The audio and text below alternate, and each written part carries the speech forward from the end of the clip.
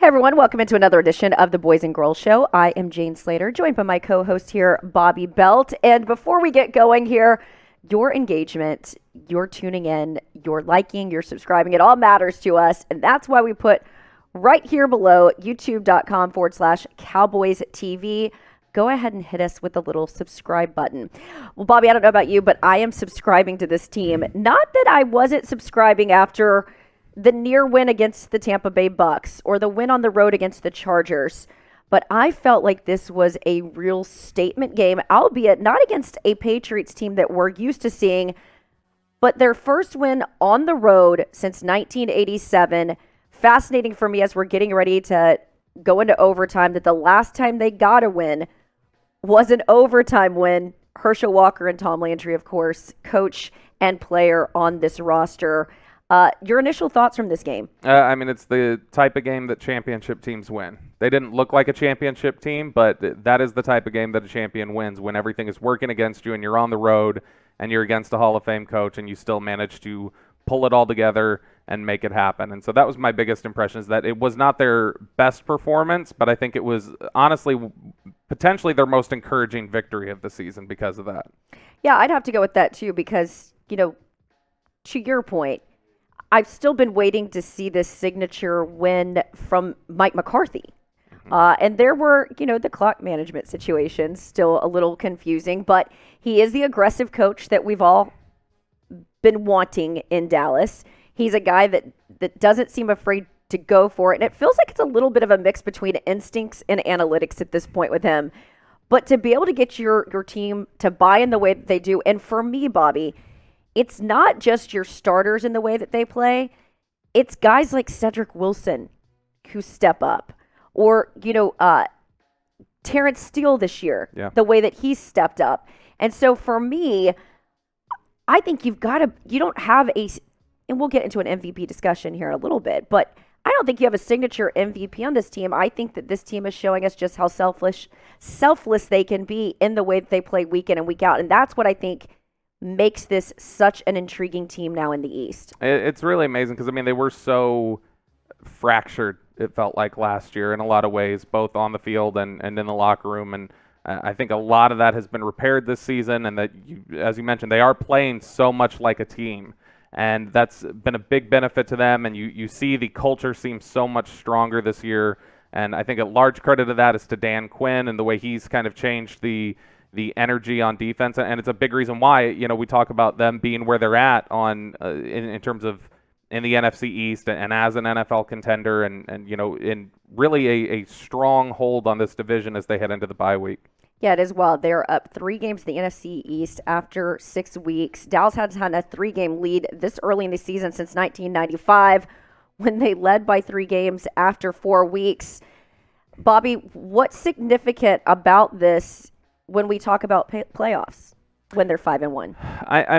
It's a 1 game longer season now, and there's a lot of tough competition out there. The Packers are 5-1, the Cardinals are 6-0, the Rams are 5-1. There's a lot of really strong teams with 1 bye in contention now, just with the 1 team getting the home field advantage. It's something that they're going to probably be fighting throughout the season, but it is a comfort to know that this NFC East may already be wrapped up. And that's something that, I don't think they can take lightly, but, their division games, the rest of them really aren't until the end of the season. They've got this strong lead. They are clearly the best team in the division. And so now it's just a question of, is this done? Has this division already been won for the Cowboys? Yeah, so we want your thoughts on this. Is the NFC East race over already? Type Y for yes, type N for no. And I should point out that the Cowboys have made the playoffs every season that they've started 5-1. Now let's talk about the Cowboys' next 5 games, Bobby, because you and I were kind of looking ahead at the schedule, and I want you to find me a loss in here. Week 8, they're at the Vikings. That is a Sunday night game. Week 9, they are at home versus the Falcons. That is not correct on the Week 10, but that is okay. I'm going to pull that one up for you. Week 9 is the Broncos. Week 10 is the Falcons. There you go. Then you have the Falcons. And then Week 11, they are at the Chiefs. Week 12, that Thanksgiving game versus the Raiders. So when you look at this schedule, Bobby, what stands out for you? I think road games are always there's always a potential for you to lose on a road game just because it's the NFL and home field advantage is such a big deal. The Cowboys struggled on the road this week against a team that was inferior to them. So I think the Vikings and the Chiefs still being an explosive team and a really talented team, I think those are two teams that could give you a run. And the Raiders are playing really good football right now. And they came together and had a really big statement win after everything that had gone on with John Gruden. But if I was to look at that, I'd still say that I would think that they are no worse than 3-2 coming out of that 5-game stretch.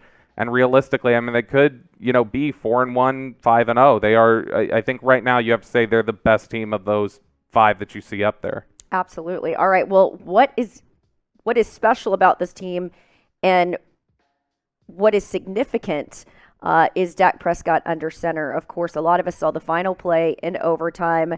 Throws that ball. My favorite was CeeDee Lamb sort of motioning midfield, come and get me. And then, of course, motioning after the game, we're leaving. We saw the injury, and you and I were talking about this because I did not get this game. My colleague Mike Giardi was on the road to peel back the curtain a little bit. And when I went back and clicked on the play, you could see as he's throwing, it's mid-throw, it's like, he's on the run, and he comes down a little wanky on that foot. It's a little wobbly, and the foot kind of turns out. And my first thought was, oh, God, not the right ankle. Well, then we are told that he's hobbling off to the locker room, looked like he was in some pain, helped by Ezekiel. As my colleague described it, it was about 25 to 30 yards that he did the hobbling. And then he reappears on the podium at a boot. And the boot scared me a little bit, Bobby, because while he was going through his rehab, he had that second cleanup surgery. Yep. And I was told he was in this big white stormtrooper type boot. So I saw it and I got a little anxious.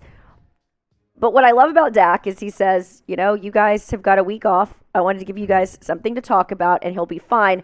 And Dr. Jerry this season seems to go ahead and give us the goods on 105.3 The Fan this week, every week as it relates to injuries. And he was on there this week saying that he's optimistic, that talk about good timing. I felt like everything was working against them last year, and I feel like a lot of things have been working for them this year. And what's working for them is this bye week, because even though it's a right calf strain, keep in mind Michael Gallup, their wide receiver, sustained a left calf strain against the Tampa Bay Bucks. He's been on IR. We haven't seen him. It was about a 3 to 5 week recovery for him. I was a little bit nervous that was going to apply to Dak. I had immediately sent a text to a source after the game and said 2 things.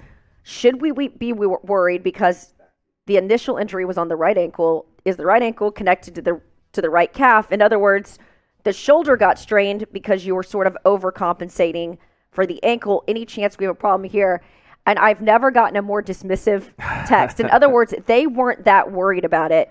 The MRI came back. They were incredibly optimistic. And the one thing I will say about Mike McCarthy, he said this week they weren't going to be doing any working out. They're going to be really focused on the mental and the physical healing of their bodies ahead of that game. So that's now basically 2 weeks you can keep Dak off the calf. One of Mike McCarthy's former players told me that was the one thing they loved about Mike McCarthy, as we've looked for ways that Mike McCarthy is leading and guiding this team, was the way that he makes sure that players take care of their bodies. Yep. And look, to his credit, when you look at a lot of these players that are coming back from injury, they've been just fine. And so let's hope that we can remain optimistic about Dak Prescott and we see him again on the road. Vikings, Halloween night, by the way. Yeah. Let's hope it's nothing scary. No. And it's not just that, we've heard the Gallup injury was more severe than Dak's is. The calf injury required to Michael Gallup, he's got much more, requirements from his position to lean on that calf and to have that explosiveness and to run on it. Dak, hasn't run nearly as much this year as he has in years past. He's been sort of just in the pocket. And I know Troy Aikman had said on 1310 The Ticket in Dallas that Troy Aikman said that he had played with a calf injury during his career and that, he was able to go with it fine. And he thinks that with the advances in medicine, they're going to have an even easier time getting him ready, getting him prepared to go. So all of that encouraging. But, yeah, the boots was concerning as he was in the post game. And Amari Cooper was on Instagram Live yesterday doing more laundry basketball from his phone, and Dak was in there playing, and Dak was still in that boot on Monday morning. So, he's still wearing it, but I think they're going to have him ready to go, and shouldn't be too concerning. The Tyron Smith ankle injury, we came out of there with that, and he had gone into that game with a neck issue, gets the ankle issue, misses, I think, 11 plays, but he's apparently is going to be fine. And so I think that, despite some of the injuries you sustained here, it looks like you dodged some bullets in terms of severity. And, Mike McCarthy said on Monday that he thinks by the Vikings game, the guy closest to coming back of the guys that they've been missing would be Michael Gallup. So we're getting close to getting Michael Gallup back. Lyle Collins coming off a suspension, and optimistic news about Dak Prescott's injury. And what do you do with Lyle Collins when he comes back? Because I've got to tell you, Terrence Steele has done a very, very nice job over there at right tackle. Yeah, I think he's been really, really good in the run blocking. The pass blocking, he's still needed some help at times, and he's had his issues there. It's not nearly as bad as it was last year. He is a passable tackle in terms of the work he's done in pass blocking. So I think that that's encouraging. I would still say, Lyle Collins is the guy you paid for a reason, and but I mean, he hasn't played in basically a year and a half. So who knows exactly how he'll look. He looked good opening night against Tampa before the suspension. And so I think you still go back to Lyle Collins, but it's nice to have the depth, nice to have the swing tackle. It's nice to see guys who are behind your starters, Connor McGovern, Terrence Steele, playing as well as they are, and making you feel like the season's not just over if you lose a guy on the offensive line. All right. Well, of course, we're talking a lot of Cowboys coverage here on Chat Sports. It's a bye week, but that doesn't mean that we don't have plenty of content for you here. So more videos for the Boys and Girl show here on the Cowboys Report, and the link is below. You can see it right there, youtube.com/Cowboys TV. All right. So we got into some of those bumps and bruises for this week. We've talked about the NFC race.